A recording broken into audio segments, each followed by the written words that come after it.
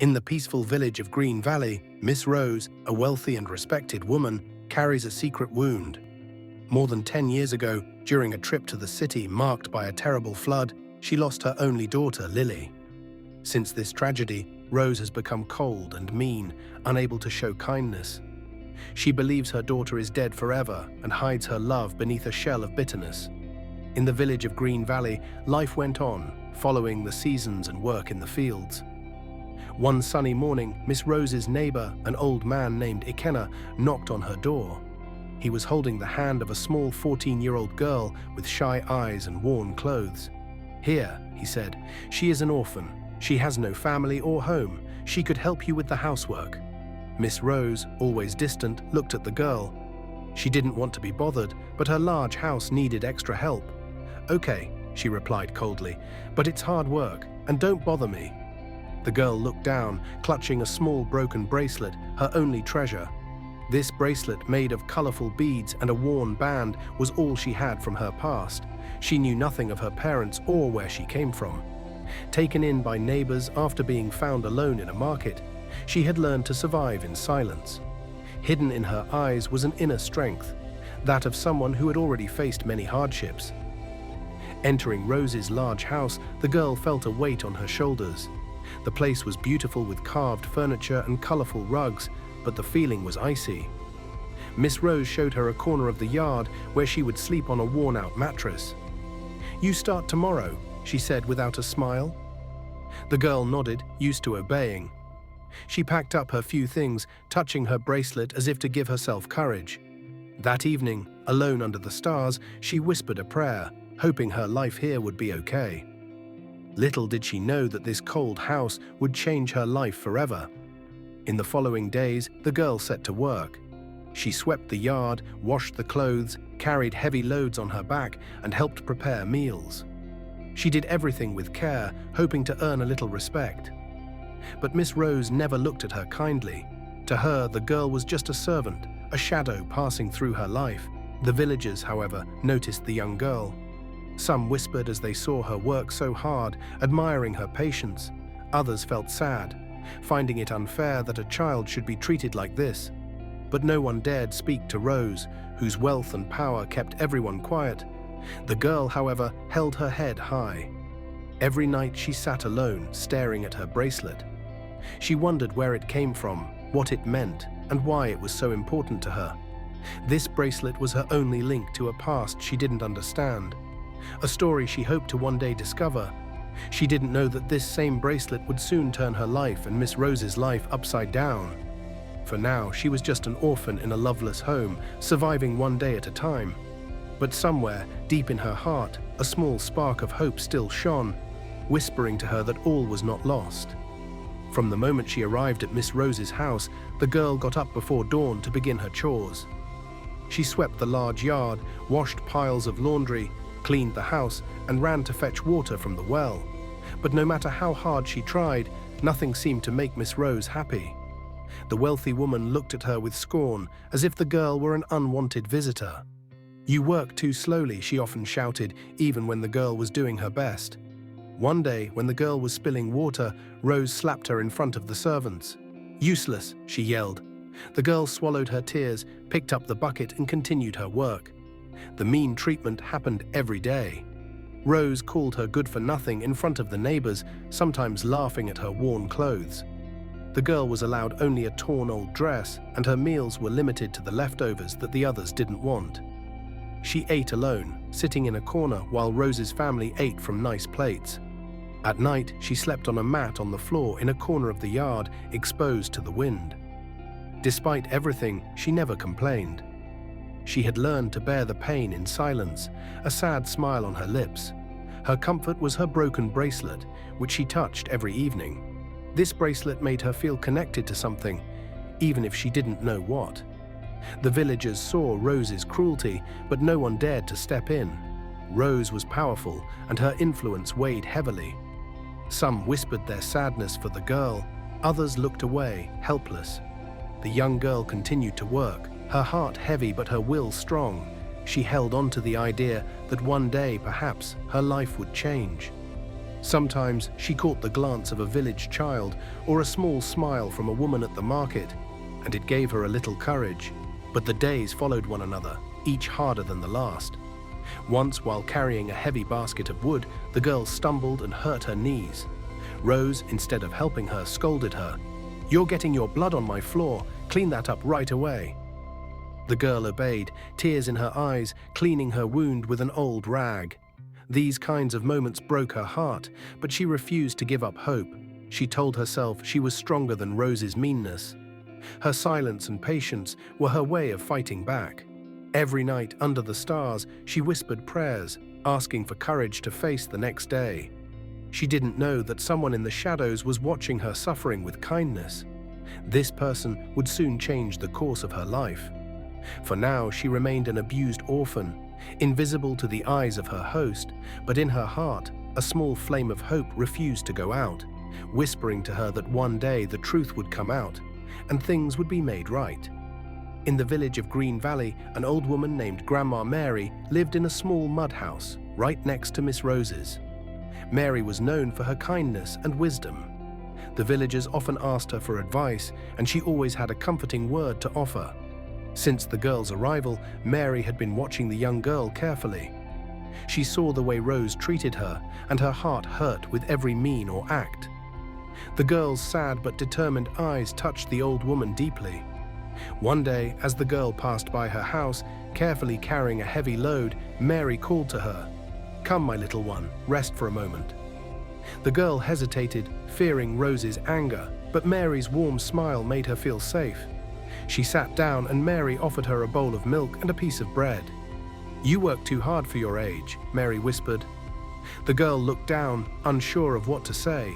She wasn't used to such kindness. These little moments became a safe place for the girl.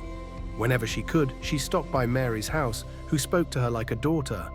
Mary listened to her silences more than her words, sensing the pain the girl was hiding. She also noticed the young girl's strength, her ability to smile despite everything. "You are special," she often said. "Keep your heart pure, no matter what." These simple but true words gave the girl the courage to continue. Mary couldn't help but wonder about Rose. Why so much meanness toward an innocent child? She knew the story of how Rose's daughter, Lily, had been lost and understood that the pain had hardened her heart. But that didn't excuse her cruelty. Mary prayed that the girl would one day find peace, far from that loveless home. She felt helpless looking at the situation, but she refused to abandon the girl. Every time she saw the young girl working under the hot sun or taking an insult from Rose, she whispered a promise to herself. She would do something to help. Mary didn't have much money, but she had a big heart and good instincts. She watched every detail, looking for a way to protect the girl. She sometimes spoke to other villagers, asking if they knew where the orphan girl came from, but no one had clear answers. The girl had arrived like a mystery, a childhood lost. Yet Mary felt there was more to discover. Little did she know, this feeling would soon lead to a big revelation. For now, she continued to offer the girl a little human warmth, a smile, a touch on the head. These small acts, however small, were like a light in the darkness for the girl. Mary was slowly becoming her silent protector, the one who watched over her in the shadows, waiting for the moment when she could change her fate. One hot afternoon in Green Valley, the girl was busy washing clothes in Miss Rose's yard. Her hands rubbed the fabrics carefully despite the tiredness weighing on her shoulders. Grandma Mary sat in the shade near her house, watching from afar. She liked watching the girl work, not because she approved of her fate, but because she admired her inner strength. That day, as the girl rolled up her sleeves to rinse a dress, Mary noticed something shiny on her wrist. It was the girl's broken bracelet, the one she always wore. Curious, Mary came closer. "My dear, show me that bracelet," she said softly. The girl, surprised, held out her wrist. The bracelet was simple, blue and white beads, worn string, and a small star-shaped charm. Seeing it up close, Mary's heart stopped. She knew this bracelet. Years ago, she had seen a piece of jewelry just like this on the wrist of Lily, Miss Rose's missing daughter. She still remembered the day when Lily, as a child, played in the yard, her bracelet shining in the sunlight. Mary felt a shiver run through her. Was it possible? She asked the girl where this bracelet came from. The young girl shrugged, her eyes sad. "I've always had it. It's all I have left from... I don't know." Mary nodded, hiding her troubled feelings. She didn't want to scare the girl, but her mind was racing. What if the girl was Lily? What if Rose was unknowingly being cruel to her own daughter? The thought was too heavy to ignore. Mary spent the evening thinking. She remembered the tragic flood 10 years earlier when Lily had disappeared. The whole village had believed she was dead. But if she had survived, if she had been elsewhere with no memory of her past, the bracelet was a clue, a small but real sign. Mary decided she couldn't stand by and do nothing. She had to check her suspicions about the girl and Rose. She thought of a doctor friend in town, Dr. Dan, who had known Rose's family. Perhaps he could help her discover the truth. Mary knew it would take time and care, but she was determined. She said nothing to the girl, not wanting to give her false hope. That evening, she prayed for the strength to carry out this search. The bracelet, so small, might be the key to a miracle. She promised herself she would protect the girl no matter what, and bring the truth to light. For now, she kept it a secret, but her heart beat with hope and fear. The girl continued her work, unaware that her bracelet had just started a chain of events that would turn her life upside down. Under the starry sky, she touched her bracelet as she did every night, whispering a prayer for a better future. After seeing the girl's bracelet, Grandma Mary couldn't think about anything else. The idea that the girl could be Lily, Miss Rose's missing daughter, filled her mind, but she knew that a simple match between two bracelets wasn't enough. She needed solid proof to avoid hurting the girl or upsetting Rose needlessly. Mary decided to do a quiet investigation away from the curious eyes of the village. She began by thinking about her options. She remembered Dr. Dan, a respected doctor who lived in town and who had been close to Rose's family at the time. He had known Lily as a baby and might be able to help her. One morning, Mary took the old bus that connected Green Valley to the city. The journey was long, but she was determined. Arriving at the doctor's office, she told him everything. The bracelet, her suspicions, the girl's mistreatment. Dan listened carefully, frowning. "It's an amazing story, Mary," he said. "But we have to be sure. A DNA test would be the best solution." Mary nodded. She knew it would be expensive and need to be done secretly, but she was ready to do anything. The doctor promised to help her. He knew a good lab and could arrange for the sample to be taken without alerting Rose or the girl. The challenge was to collect samples. For the girl, it was simple. Mary asked her one day to help her comb her hair, using an old tradition as an excuse. She quietly kept a few hairs. For Rose, it was harder. Mary waited until Rose left her comb in the yard after doing her hair. She took the comb and gave it to the doctor. Dan sent the samples to the lab with an urgent request. Mary spent the next few weeks worried. She continued to watch over the girl, offering her smiles and small gifts like fruit or a scarf. She prayed every night that the truth would be revealed, but she was afraid of what might happen. What if the girl was really Lily? How would Rose react when she learned that she had mistreated her own daughter? And could the girl ever forgive? Mary kept everything to herself, even though the secret was hard to bear. She avoided talking about the bracelet or the flood in front of the girl for fear of waking up painful memories. In the village, no one suspected her investigation. The days passed, and the girl continued to suffer under Rose's cruelty. Mary sometimes felt guilty for not acting faster, but she knew the truth had to be confirmed. Finally, after a month of waiting, Dr. Dan called her. The results were ready. Mary took the bus, her heart pounding. She knew what she was about to discover would change everything. She prayed for the strength to face what came next for the girl, for Rose, and for herself.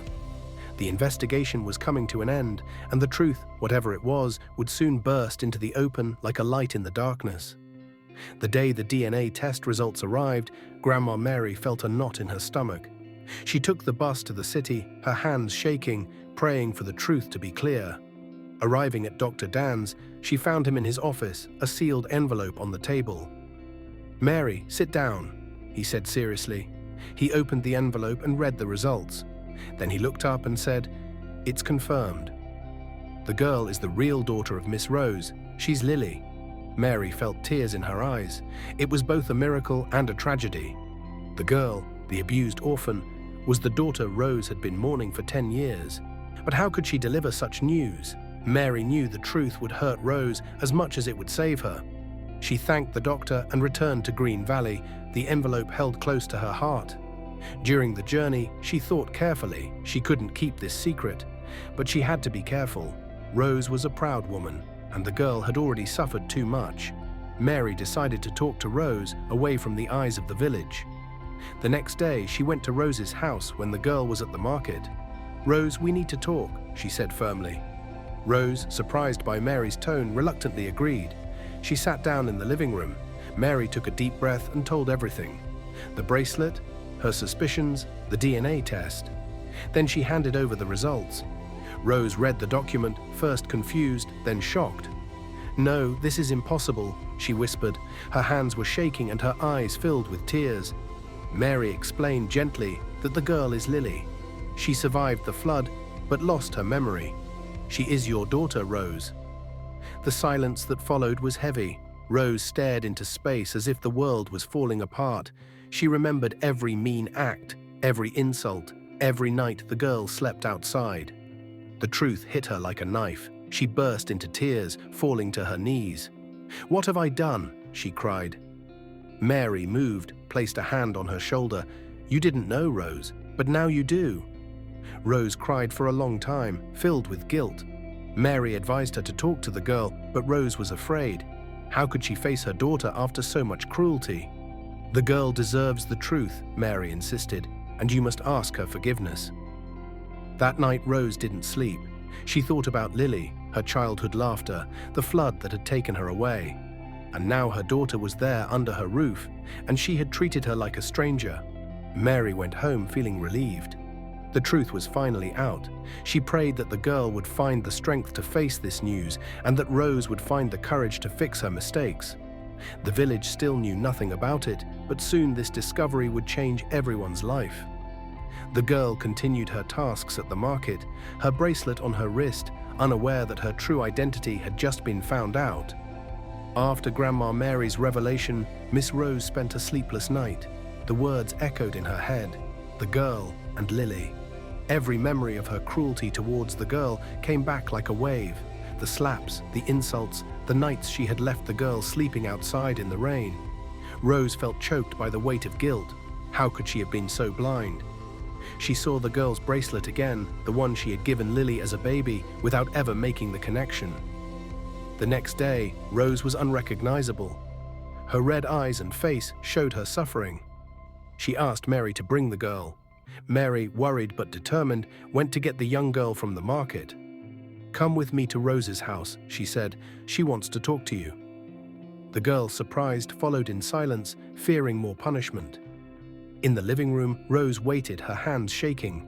When the girl entered, Rose couldn't hold back her tears. She approached, but the girl instinctively stepped back, used to fearing her anger. "My dear," Rose whispered, her voice breaking, "I have to tell you something." She held out the DNA test results, which Mary gently explained. "You are Lily," Mary said. "You are Rose's daughter." The girl stood frozen, her mind unable to understand. She looked at Mary and then at Rose, searching for some sign that this was a mistake. "Your daughter," she whispered. Rose fell to her knees, weeping. "I didn't know," she said. "I thought you were dead. Please forgive me." She told her about the flood, her pain, and how she had lost hope. The girl listened, her heart pounding. She touched her bracelet as if to hold on to the truth. But the pain was too much. She saw every mean act, every blow. "You hit me," she said, her voice shaking. "You treated me like nothing." Rose sobbed, unable to answer. Mary placed a hand on the girl's shoulder. "My dear, take your time. This is a lot to take in." The girl wasn't crying. She felt a deep anger, mixed with sadness. She was Rose's daughter, but that didn't change the years of suffering. Rose, still on her knees, repeated, "I'll do anything to make it right, I promise." But the girl couldn't answer. She left the room, leaving Rose to break down crying. Mary stayed to comfort Rose, telling her she had to give the girl time. "She's strong, but she's hurt. Show her you've changed." Rose's face was torn with pain. She knew forgiveness, if it ever came, would take a long time. That night, she locked herself in her room, crying for her lost daughter, now found again, but hurt by her own hands. The girl sat outside, staring at her bracelet. She was Lily, but who was she really? The truth had freed her from a mystery, but she still carried the scars of her past. Mary watched from afar, praying that love would eventually heal their wounds. The village, still unaware, sensed that a big change was coming. After the revelation, the girl spent days in silence. The truth, she was Lily, Miss Rose's daughter, was spinning in her head like a storm. She felt a mix of anger, sadness, and confusion. How could she accept that the woman who had mistreated her was her mother? Every night she touched her bracelet, searching for answers in this jewelry that had connected her to her past. Grandma Mary, faithful, stayed by her side. She didn't force the girl to talk, but offered her shelter. "Take your time, my dear," she said. "Your heart will know what to do." The girl thought deeply. She remembered the years of suffering, the insults, the hits, but she also saw Rose collapsed, begging for forgiveness on her knees. The image troubled her. Was it real? Could she forgive? The girl knew that hate would lead her nowhere. She wanted to be free, not for Rose, but for herself. One morning, she decided to speak. She asked Mary to go with her to Rose's living room. Rose waited, her eyes red from sleepless nights. When the girl entered, Rose stood up, unsure. "My child," she whispered. The girl raised her hand to stop her. "I'm not ready to call you Mom," she said calmly, "but I want to talk to you." She took a deep breath, holding back tears. "You hurt me. For years I believed I was worthless, but I don't want to live with hate. I choose to forgive, not because you deserve it, but because I want to be at peace." Those simple but powerful words struck Rose like lightning. She burst into tears, whispering, "Thank you, thank you." The girl continued, "That doesn't mean I forget. I don't know if I could ever love you like a mother, but I want to move forward."